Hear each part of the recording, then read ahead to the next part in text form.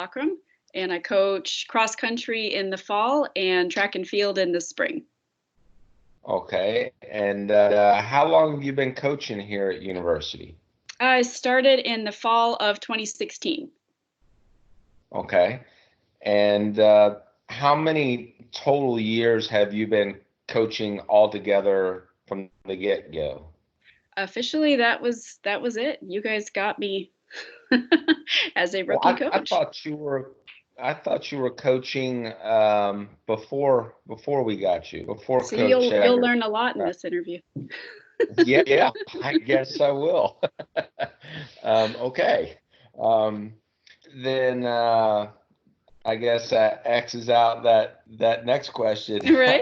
Um, I did so work with some youth run programs as a sanctioned coach, no, but it was more of a volunteer, setting up training for them and nutrition and activities and stuff like that. But that okay, was the extent of it. okay, I guess that's where my wires kind of got a little Possibly. crossed there a little Yeah. bit. Okay. And where did you grow up?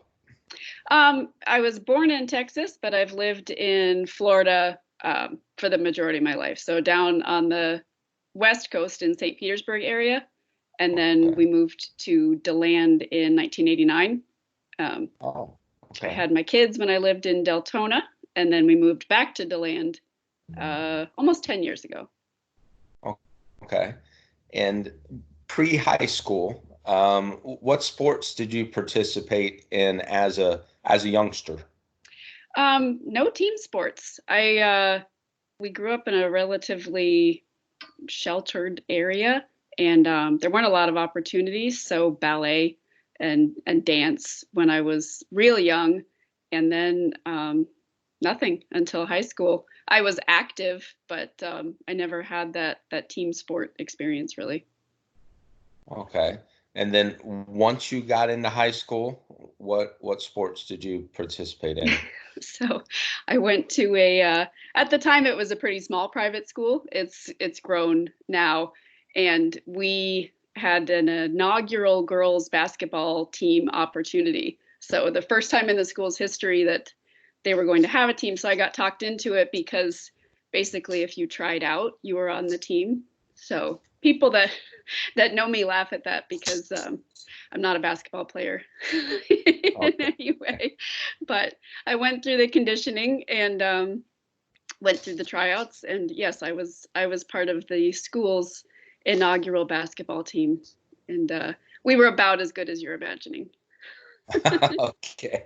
And that was here locally? It was, yes, Which school was that? it was Trinity. Okay. All right. So they've obviously expanded their sports program now. They even have a track and field team. We did not have that when I was there. Okay. And so you went to a very small school then, because I know that back then Yeah. Trinity was I mean, it's still super small, Yeah, but my graduating class, there were less than 40 of us. oh wow. Yeah.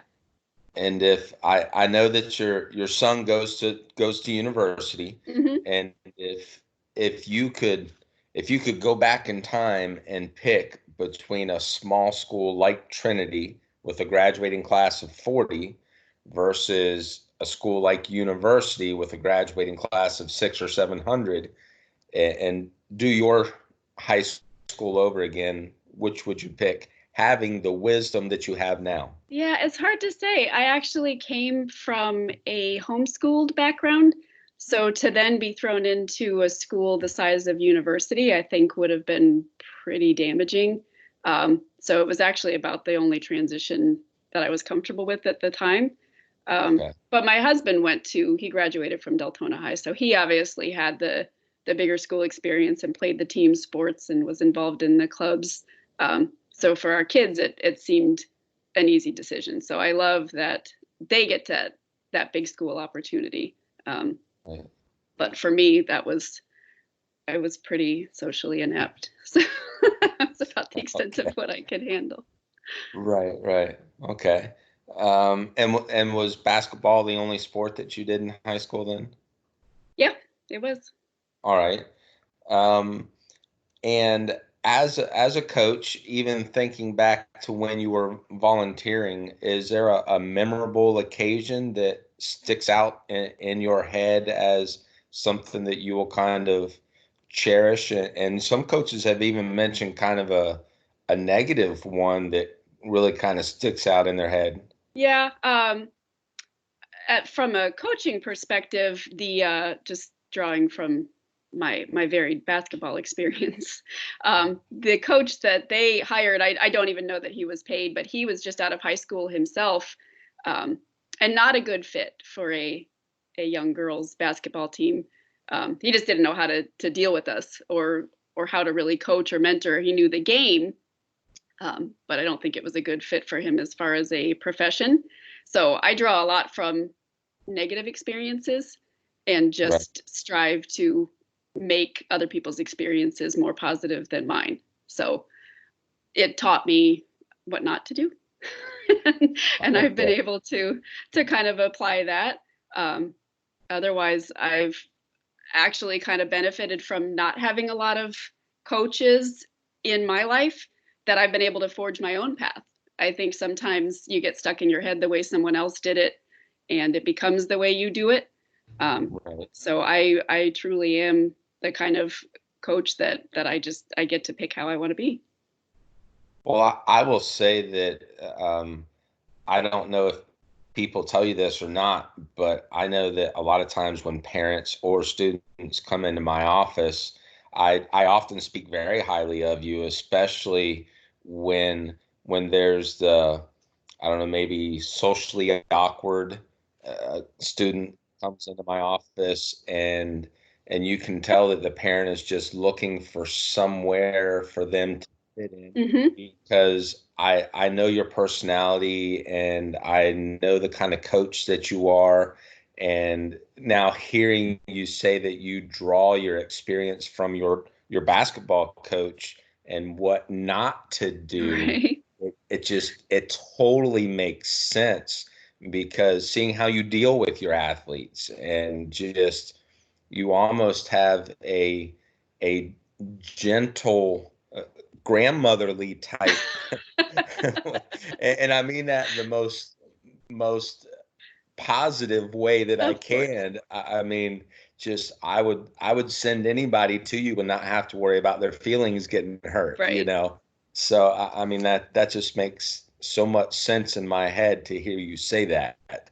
So that, like I said, it just really connected the dots for me. So Well, and it works out, because if there's ever a time that I have to speak harshly to an athlete, they take it a lot more weighted, because obviously I'm not yelling at them every day. So if there's ever a time that I've raised my voice or used language that they're, or wording that they're not used to me using, everything kind of screeches to a halt, and whoa. they know it's Right. right. Coach So is mad. it Right. it works for us. I think we have an incredible team dynamic, and some of that is just the nature of the sport as well, that we're able to take a kid who is um, not necessarily pegged as athletic, and bring them into an athletic endeavor and have them succeed. So that Right. I'm just lucky that that's the sport that I'm able to coach. Right, right. And I know specifically two of the sports that I use a lot um, in in trying to get kids involved in athletics. One is cross country and one is weightlifting. That I see those two sports specifically because as a, I don't know, a gateway sport, so to speak, because you see your gains weekly as opposed to baseball, basketball, football, wrestling, any of those sports. You can improve in those sports weekly, but your competition that you go against every week in those other sports that I just mentioned may also improve.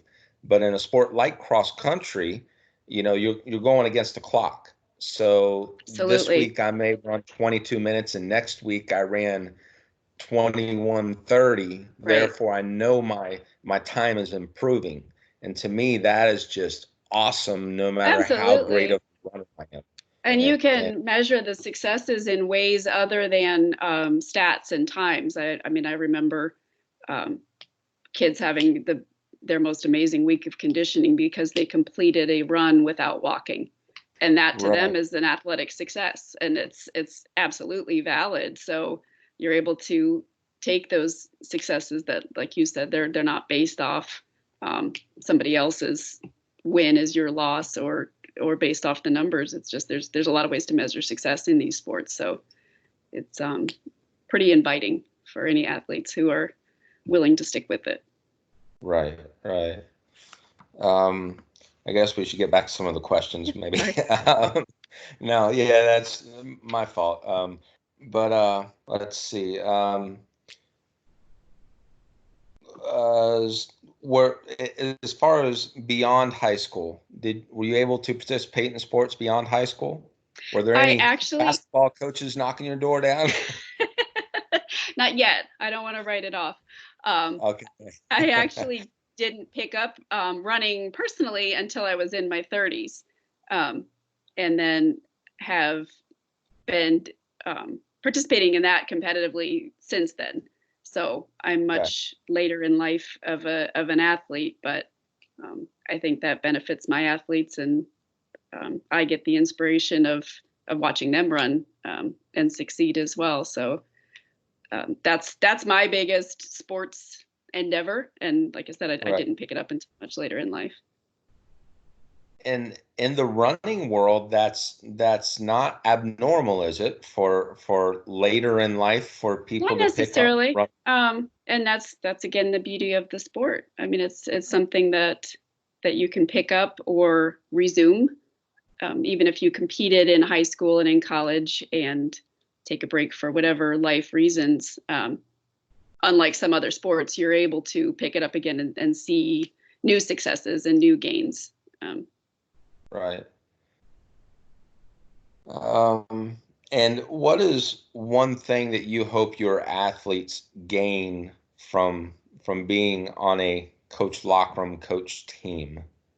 A lifelong love of running, really. The competition that we get to be a part of, it's addicting and it's so fun. And winning obviously is the icing on the cake, but it's a sport that you can pick up again, like I was saying, anytime throughout the rest of your life. So I think it's incredible the way that you can explore a city and push yourself to new limits and connect with people that you wouldn't have normally connected with. And I'm not exaggerating when I say there's people in their 90s that are still competing in track events. So to be able to instill that in one of my athletes, that it's not just a box to check for a college resume, but something that might actually shape the rest of your life, is something that I take very seriously. And then I also try to instill upon them the fact that it can motivate and inspire other people around them. Someone that sees them running, in the afternoon, that they may never even know that they inspired somebody and changed their life because of that. I use the example of even some of our injured runners, that the athletes who are able to compete see their desire to run and their commitment to coming out and doing the rehab and walking when they can. It's real hard to complain about your workout when you see that someone else isn't able to compete and wants to be doing so badly. So it just kind of reinforces that sort of, you never know when someone's looking and when someone's going to be inspired by what you do. Right. And what do you feel is the best part about working at university? I've mentioned this to others before, just because I've been able to see the sports and academic programs at other high schools, and I feel like university has a lot of school pride. There's a lot of teachers and administrators who have been there since the beginning, and it's contagious. It trickles down to the athletes and to the students. And I definitely felt it when I first started working there, that there's a lot of pride in the school, and it ends up showing in the way that they compete and the way that they conduct themselves. So I really enjoy that. Okay. And what is one thing that you would like to say to your athletes in this unique time? I feel like if they can just focus on what they are able to do rather than what you're not able to do, that something really positive could come from this. And from some of my athletes, they were burning the candle at both ends with work and school and sport. So if focusing on extra rest ends up being what they focus on, you never know how positively that might affect you at the end of this as well. So reconnecting with family or working out just because you want to, or buckling down and nailing those academics when before you didn't feel like you had time for it. So just focusing on what you can do. Right, right. And is there anything that I didn't ask or that you didn't get a chance to mention that you'd like to? Um, I don't think so. I miss everybody, and I know that that's a widely used statement, but I really do. These kids are a huge part of my life, and I'm a little bit lost without coaching them and Right, seeing them on a daily basis. right. Yeah, it's a big piece that's missing, isn't it? It is. It's hard. Yeah. Um, and like you said, I know that's a pretty common phrase to be saying right now, but it's strange. It really is. But I know we're kind of preaching to the choir here, but it is strange. It is, Uh, but it makes you. It reinforces that we love what we do. It's not just a job, because if it were, we'd say, "Woohoo, we're on a break." But instead, right, it's. right. I Yeah, realize the difficulty of it, and how much I am grateful to be able to do what I do. right. Um, well, Coach, thank thank you for your time, You're and welcome. thank you for everything you do. And that's all I have. And hopefully we'll be back at the school the beginning of May, hopefully, and we'll see and we'll keep our fingers crossed and we'll see what happens. Sounds good. Thank you. Okay, Have a good day. you too.